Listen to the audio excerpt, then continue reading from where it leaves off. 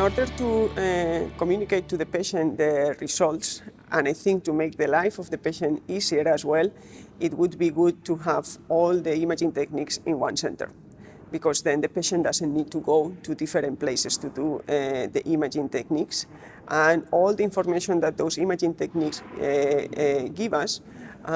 they need to come to a viewer or a platform that allow us to have to display those images and do the analysis.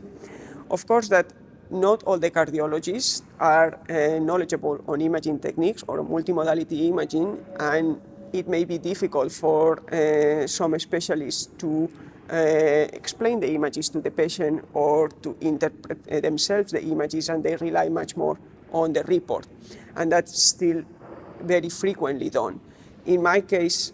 I like to see the images, I like to understand, and I like to be up to date on how the imaging techniques can help me and how to interpret them. And I try to show to the patient how the valve looks like, how his heart looks like or her heart looks like. And I think that that facilitates very much the communication. So for that, I need a system, a platform that displays the images face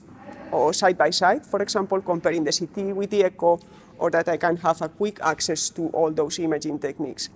And of course, the communication with the patient or the appointment with the patient is going to take me a little bit longer, but for me it's very important that the patient understands how the disease looks like, how the repair looks like, how the intervention has helped him or her, and from there try to see what is going to be in the future.